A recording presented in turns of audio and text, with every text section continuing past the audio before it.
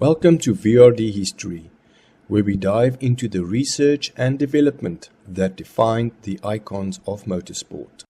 Today, it is known as the Cathedral of British Motorsport, a high-speed, tarmac-melting Colosseum where legends like Lewis Hamilton, Jim Clark, and Ayrton Senna cemented their immortality. But beneath this multi-million-dollar asphalt lies a violent, forgotten history. Before it was a racetrack, it was a weapon of war. And its very first race? It didn't feature Ferraris or McLarens. It featured 12 amateur drivers, a deserted military base, and a very unfortunate sheep. Welcome back to VRD History.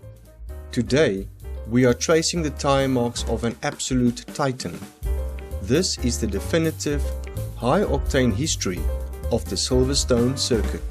To understand Silverstone, we have to go back to 1943. Europe is engulfed in the flames of the Second World War. On the border of Northamptonshire and Buckinghamshire, the British Air Ministry constructs Royal Air Force Station Silverstone. This wasn't a combat base, it was a crucible. Home to the 17th Operational Training Unit, RAF Silverstone was where young crews learned the lethal art of night bombing in massive twin-engine Wellington bombers. It was dangerous, unforgiving work. By the time the war ended in 1945, the base had seen dozens of training crashes, claiming the lives of over 40 airmen. By 1947, the airfields fell silent. Britain was bankrupt, rationing was in full force, and motor racing had nowhere to go. Brooklands, the pre-war home of British racing, was ruined, but a local man named Maurice Cogan noticed the abandoned airfield. In September of that year, he and 11 friends sneaked onto the base for an illegal impromptu race. They blasted down the runways until Cogan suddenly struck a sheep that had wandered onto the tarmac. The car was written off, the sheep was killed, and history was made. To this day, that illegal race is affectionately known as the Mutton Grand Prix. But it proved one thing: this place was perfect for racing. Seeing the potential, the Royal Automobile Club leased the site. In 1948, the first official British Grand Prix at Silverstone took place. Over 100,000 fans flooded the venue. The cars literally raced head-to-head down the runways, turning around at tight hairpins marked out by canvas and straw. But May 13th, 1950 is the date carved into the stone of motorsport history. This was the inaugural race of the brand new FIA World Championship of Drivers, the very first official Formula One race in human history, and it happened right here. The gravity of the event was massive. It remains the only time a reigning British monarch has ever attended a domestic motor race. The day belonged to the Italians. Giuseppe Nino Farina dominated in his legendary Alfa Romeo, crossing the finish line to become F1's first ever race winner. Silverstone was no longer just an old airstrip. It was the epicenter of a global phenomenon. In 1952, the track layout moved away from the runways and onto the outer perimeter road. This birthed the names that still make drivers tremble today: Cops, Maggots, Beckett's, Stowe, Club, and Woodcote. Notice the names? Hangar Straight ran right past the old Wartime airplane hangars. Wellington Straight honored the bombers that once shook the ground.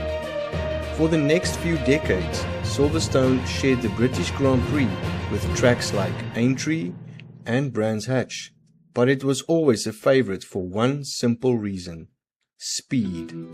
Silverstone was devastatingly, intoxicatingly fast. In 1969, Jackie Stewart and Jochen Rindt engaged in a terrifying wheel-to-wheel dogfight. swapping the lead nearly every lap at close to 150 miles per hour, signaling to each other at lethal speeds. By the 1980s, turbochargers turned Silverstone into a rocket launch pad. In 1985, Keke Rosberg lapped the circuit at an average speed of over 160 miles per hour with a cracked tire. It was a golden, terrifying era. In 1987, Silverstone became the permanent home of the British Grand Prix, and with permanence came absolute madness. Enter Mansell Mania. In 1987, British hero Nigel Mansell was 29 seconds behind his fierce rival and teammate Nelson Piquet with 28 laps to go. In a display of pure, unadulterated grit, Mansell broke the lap record 11 times, executed a legendary dummy overtake at Stowe, and won the race. The crowd literally broke through the barriers, storming the track and mobbing his car before the other drivers could even finish.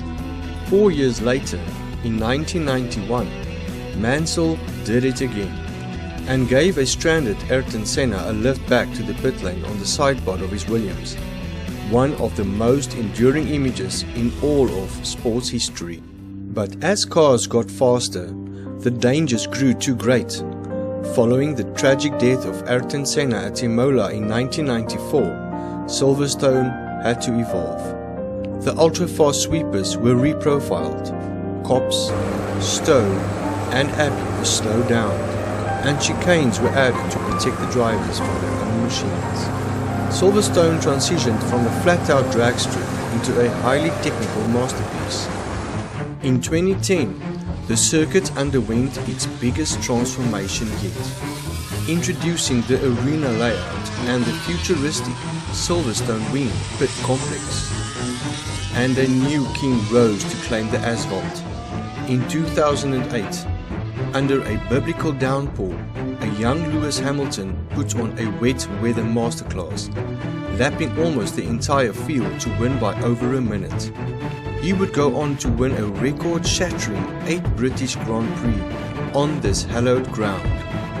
From World War II bomber base, to rogue race involving a sheep, to the multi-million-dollar crown jewel of global motorsport, Silverstone's history isn't just written in books. It's baked into the very rubber melted onto its tarmac. What is your absolute favorite Silverstone memory? Is it Mansell's hunt in 1987? Hamilton's wet weather masterclass in 2008? Or something else? Let us know in the comments below. Don't forget to hit that subscribe button and ring the bell for more deep dives into the stories that shaped our world. Thanks for watching VRD History, and we'll see you at the next turn.